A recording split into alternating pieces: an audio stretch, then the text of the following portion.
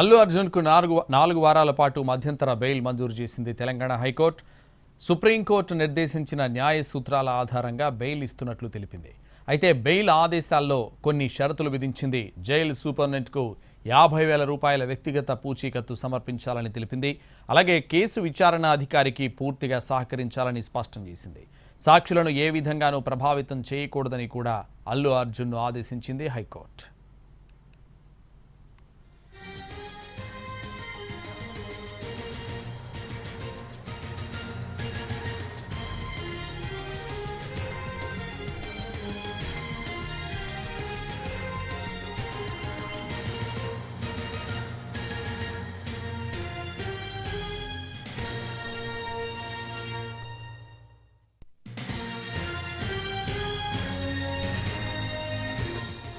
పుష్పకు bail వచ్చింది, కానీ రిలీజ్లో మాత్రం హైడ్రామా నెలకొంది.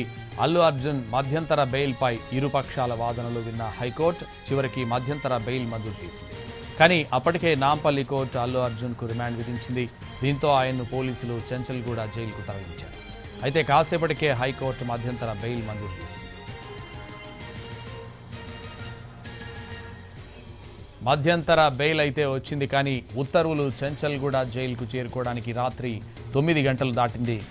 ఈలోగా బన్నీ జైలు నుంచి విడుదలవుతారంటూ అభిమానులు క్షణక్షణం ఎదురుచూశారు. చెంచల్గూడ జైలు పరిసర ప్రాంతాలకు కూడా ఫ్యాన్స్ భారీగా చేరుకున్నారు. ఇక రాత్రి 9:30 గంటలకు కోర్టు సిబ్బంది జైలుకు ఉత్తర్వులు తీసుకుని వచ్చారు. కానీ ఆ కాపీలో కొన్ని తప్పులున్నాయంటూ ఉత్తర్వులను వెనక్కి పంపారు జైలు అధికారులు.